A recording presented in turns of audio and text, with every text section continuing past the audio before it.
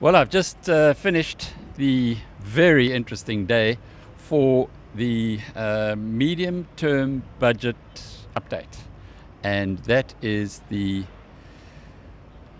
lengthiest session that I've had in a while. I got here at about 5:30 this morning, so nice and early. Got into lockup at that time, was able to go through all the details and all the information, and am sharing with you in tonight's deep dive on our BizNews briefing the way that South Africa is now finally getting back on track financially. This is where the unthinkable happened. They just came here and took his car. No. I sold it to them. What's this? It's crime scene tape. Did they pay you at least? Within 15 minutes, money was in my account. Were you happy with the number they brought you? I got almost the same price as what I paid for the car. Everything was easy, everything was painless. Well, there you have it, South Africa. With We Buy Cars, you won't come short. I'll tell you really. 1.93. We Buy Cars, the easiest way to sell your car by far. So what's the big takeaway from this? Well, first of all, this was a mini budget that was delivered by the Government of National Unity. There was no doubt about that. Although Enoch Godongwana is the finance minister, to his left, he had Ashore Sarapin, the deputy finance minister from the Democratic Alliance. Enoch, of course, from the ANC. And the two of them were, well, to start off with anyway, a bit of a double act. Ashore had the privilege of giving us the overview of the budget and laying out exactly what the GNU partners thought about it. Enoch managed the operation thereafter and did it very well, as you might have expected. He's an old hand at this now, and he also had some pretty good news to share with South Africa. I did ask him during question time at the press conference. Remember, all of this happened between 11:30 and 12:30 this morning. We had the opportunity to get into the lockup early, then to read through all the documentation and the information, and then to sit together with the team from Treasury, Reserve Bank, SARS, and obviously the ministry, and then ask or pose questions. I got my chance to do that as well. And one of my questions was, how has the process changed since there's a Government of National Unity? Remember, for the last 30 years, the ANC has done what it wanted, really. And we saw how that had been adjusted in the February, when we had 3 editions of the national budget, after the ANC, first of all, tabled an increase in VAT. Democratic Alliance said no way.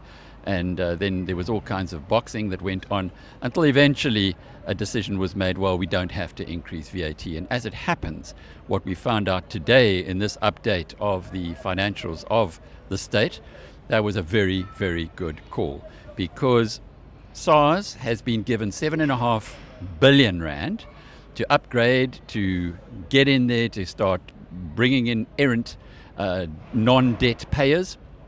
And Edward Kisveta, the SARS commissioner, could proudly tell us that from that 7.5 billion rand that was invested, they will be able to deliver 20 billion rand in funds that otherwise would not have come into the fiscus. And what's interesting here is a lot of the investment went into upgrading systems and artificial intelligence. And as a consequence of that, it's an investment in the long term. So our government is getting smarter, and certainly SARS has been given the resources to deliver on its ability. As well, we saw today, the budget had an overrun of revenue of 20 billion rand, and that is not something that was anticipated when it was first delivered in February. Indeed, a VAT increase was required to close a hole. Well, the hole doesn't exist anymore, and when the finance minister was asked, does this mean, after a 20 billion rand revenue overrun and a reduction in the budget deficit, which is the all-important number that international investors look at, and international investors are important because they price the debt that South Africa issues in the markets, and the lower they price it, in other words, the higher interest that they want, the more we pay as taxpayers. Anyway, the good news on all of that is that there will be no further VAT increase, and that came from the lips of the finance minister himself. The revenue overruns were primarily driven through an economy that seems to be doing better than the official statistics tend to tell us, but that was half of it, and the other half of it came from the SARS efforts. So good news on those fronts as well. About 11 billion of the 20 billion came from VAT, and part of that VAT also, Kizweta told us, was through the SARS having more muscle and being able to chase down errant VAT fraudsters and those who had been taking advantage of the system in the past. Outside of that, it isn't all plain sailing. The gross domestic fixed investment number, the one that Frans Cronje keeps complaining about, in the National Development Plan, the idea is that South Africa must head for 30% of GDP. So the number you have to look at here is 30%. We are sitting now at 14%. We're at the lowest level that we've been in the gross domestic fixed investment number, the lowest level since even before COVID, so worse than COVID. So it's actually gone wrong, but that shouldn't worry us too much as long as what's being done now is moving in the right direction. And that certainly is the case. But at 14%, there's a long, long way to go. One of the big stories to come out of this was that the budget deficit is now heading lower, but more importantly than that, the loans that South Africa has as a percentage of its gross domestic product, after going in the wrong direction since 2008, has finally stabilized and will be heading down for the first time in, 17 years. That's coming next year. And can you believe it? We've heard so many stories in the past about the finances of South Africa heading in the right direction. Well, for the first time, you really can believe it, because the base of what is being achieved now is very, very solid.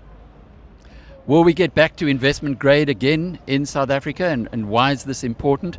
Well, for every 1 percentage point improvement in interest rates that the government pays, that takes about 7.5 billion rands off the interest payments that government has to make, or the state has to make, and that frees up 7.5 billion rand to use productively. Will that occur in the future? It certainly looks like it's moving in the right direction, and the markets already this year have rewarded South Africa with 5 billion rand less in interest payments than had been anticipated because of an already improved credit rating. So we're moving in the right direction. We've got the financial situation in this country moving correctly, moving positively, as mentioned before, for the first time since 2008. Getting back to investment grade is going to require something more, though. On the one hand, we do need to see that gross domestic fixed investment number improving. Our peers, emerging market peers, sit at about 25%. We're sitting at 14%, and that's a reflection of, well, state capture and lack of confidence. And now we need to the country needs to get that turned around. By the way, I'm standing outside the National Council of Provinces. So I'm actually at Parliament. These are buildings that were destroyed by fire just to the right of where I am now. And as a consequence of that, you might hear some banging and knocking in the background. And of course, there's always exuberant people around in Parliament. So please forgive the background noise. But I thought it would be better to come to you from Parliament itself, and so you could see that I really was here and I was able to spend that time sitting and going through the data and coming to some very interesting conclusions. There was a problem beforehand. Many people were concerned that we would see a national health insurance allocation. That didn't come through. There was a tiny amount that was allocated to NHI, which would suggest that the reality of this ruinous and bankruptable in many ways plan, idea, proposal is now not really that big a priority. Of course, where it really matters, which is where the money goes out of the bank accounts, the country's bank accounts. And I say this because it's a great political tool. Tell the voters that you're bringing in free healthcare, but in reality, it isn't something that is practical in a country like South Africa. And you would have thought that had this been very seriously contemplated, well, it would be allocated much more than 1.4 billion rand, which is what's happening right now. Just to close off with, to get back to investment grade is going to require South Africa's Eskom and Transnet in particular, the state-owned enterprises, to turn around. On Eskom's side, the energy availability was back at 67%, with no load shedding now by my calculations for 183 days. So it's hard to believe. It was just the other day that load shedding was taking us out, and certainly now companies will be starting to believe that load shedding could be something of the past. Of course, there's many reasons for this, but one of them is the participation between the private sector and the public sector. Eskom is now looking more and more like it's going to be unbundled. Apart from one part of it, certainly the grid would have been, had there been investment in the grid, had there been money for investment in the grid, we would have been a lot further along that road as well. But there is most definitely something on that line happening at Transnet. It's done better in the past year.